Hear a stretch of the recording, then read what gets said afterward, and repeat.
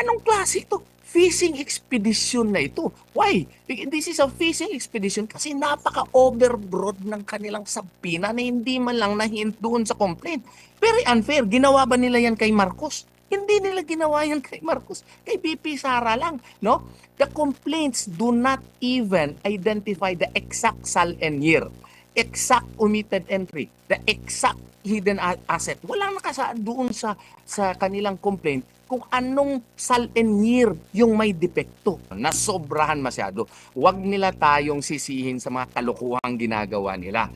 Hindi nila ginawa yun kay Marcos. Bakit nila gagawin ito kay BP Sara Duterte? No? So, what is good for the gander should be good for the goose. So, ang makakorek lamang nito ang Korte Suprema.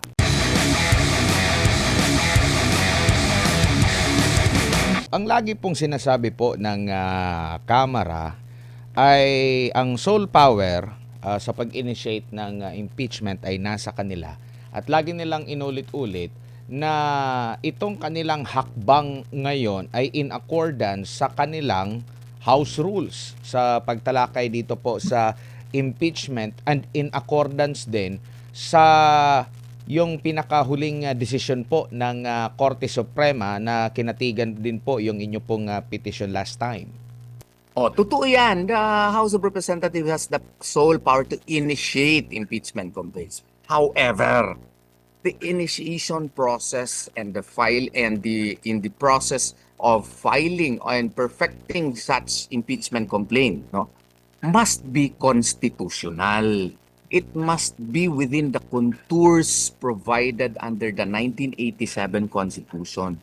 Saan ka makakita na ang House of Representatives ngayon nagpa-issue pa ng mga subpoena over certain corporations na hindi man lang nakasaad doon sa complaint? Saan ka nakakita yung complaint? Hindi naman nakasaad kung anong SALN, anong specific SALN ang nag-exceed o tumaas masyado yung kita ni allegedly ni Vice President Sara Duterte.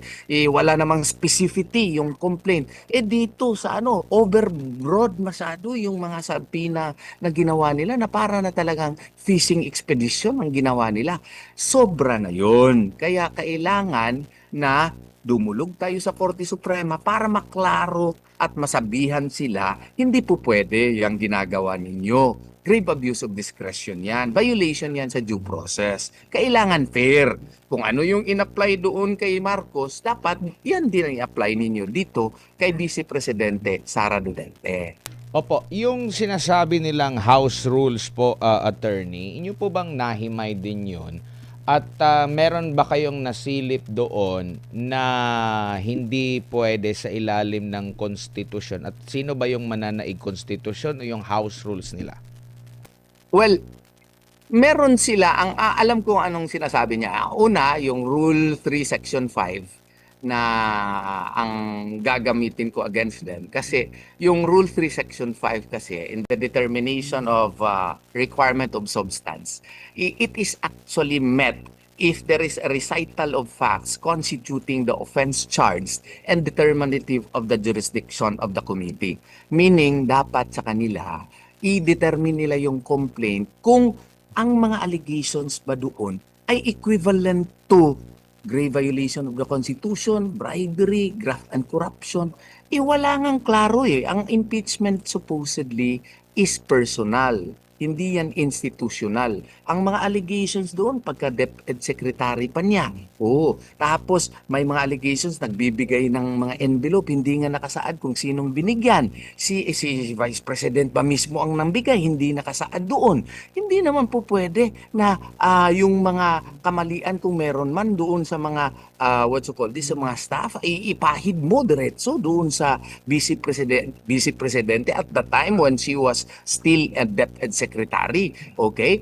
Office-specific po yung crimes na iyon. Kaya nga, walang ultimate facts. Tapos sasabihin nila, yung nag-issue kami ng subpoena, pursuant naman yun sa aming rule-making power. Nasa rules namin yan. Totoo yan.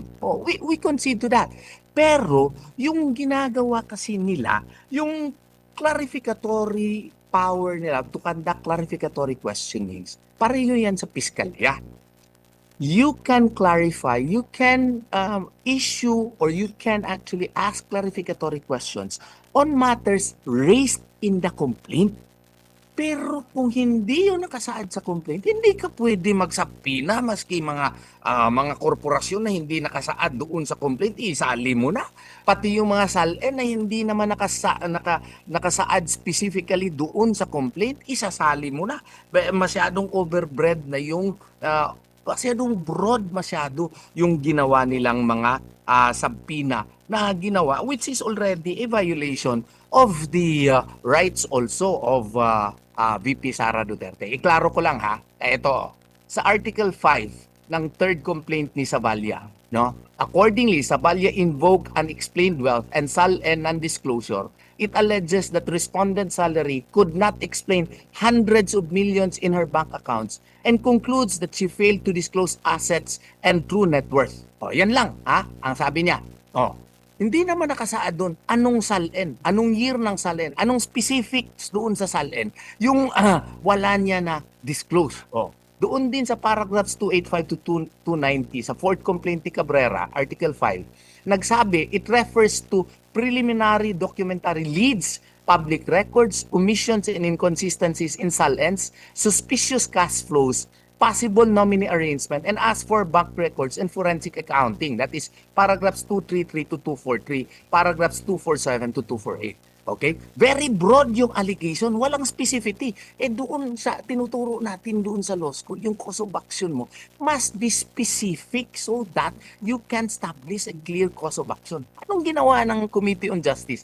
Ang Committee on Justice nagpasampina ng SALN covering 2007 to 2013. Oh, ilang taon yan? Ang daming taon yan. 6 years. 2016 to 2022 and 2022 to 2025. Nakahint ba yan sa complaint? Wala. Sila na lang ang nagdiretso na mula 2007 to 2013, 2016 to 2022, 2022 to 2025. Nagpasampina din sila sa BIR, sa ITRs ni VP Sara and Manasseh Carpio. Nagpasampina sa SEC General Information Sheets, audited financial statements and corporate documents of multiple companies na hindi man lang nakasaad doon sa complaint. Anong klase ito? Fishing expedition na ito. Why? This is a fishing expedition kasi napaka-overbroad ng kanilang sabpina na hindi man lang na-hint doon sa complaint. Very unfair. Ginawa ba nila yan kay Marcos? Hindi nila ginawa yan kay Marcos. Kay VP Sara lang. No? The complaints do not even identify the exact SALN year, exact omitted entry, the exact hidden asset. Walang nakasaad doon sa kanilang complaint kung anong SALN year yung may depekto, kung anong omitted entry doon, kung anong hidden asset doon. Wala yan sa complaint. Anong exact account, anong exact amount, exact false declaration with sufficient specificity.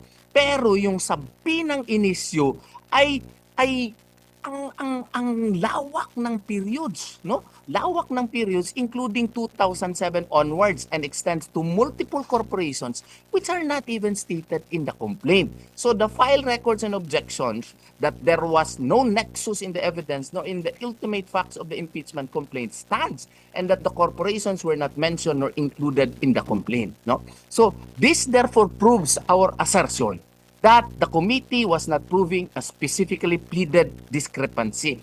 It was actually broadly searching for one. It was actually conducting a fishing expedition, which is a violation of the rights of VP Sara Duterte. Kaya natin final talaga yon. Nasobrahan masyado. Huwag nila tayong sisihin sa mga kalokohang ginagawa nila. Hindi nila ginawa yun kay Marcos. Bakit nila gagawin ito kay VP Sara Duterte? No? So, what is good for the gander should be good for the good. So, ang makakorek lamang nito ang Korte Suprema.